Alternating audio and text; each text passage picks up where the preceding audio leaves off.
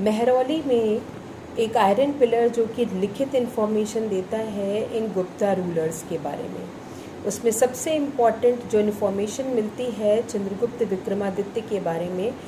उनके उपलब्धियों के बारे में, उनकी विजय के बारे में और उनके एडमिनिस्ट्रेटिव स्ट्रक्चर के बारे में डिटेल इन्फॉर्मेशन मिल रही है।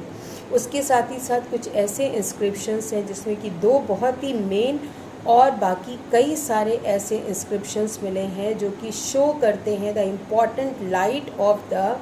गुप्ता एम्पायर, जिसमें कुछ भरहूत में, कुछ सांची में ऐसे इंस्क्रिप्शंस मिलते हैं जो कि गुप्ता एम्पायर के डिटेल इन्फॉर्मेशन देते हैं, चाहे वो पॉलिटिकल हो, चाहे इकोनॉमिक हो, सोशल हो या उनकी पर्सनल लाइफ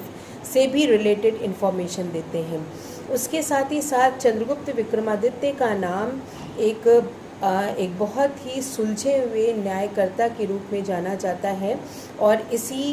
की डिटेल इन्फॉर्मेशन भी यहाँ पे मिलती है कि किस तरीके से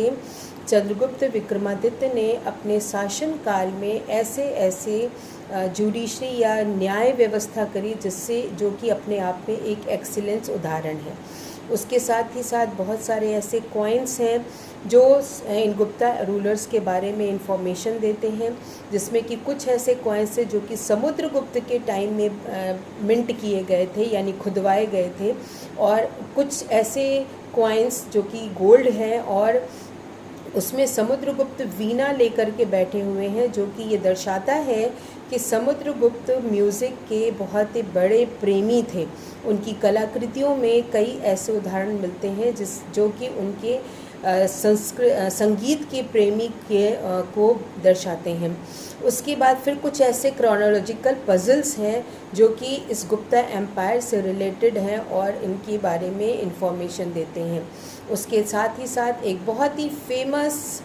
विश्वविद्यालय जिसका नाम नालंदा विश्वविद्यालय था, ये भी बहुत ही मोस्ट रिन्यूएबल एजुकेशनल इंस्टीट्यूशन था गुप्ता पीरियड का।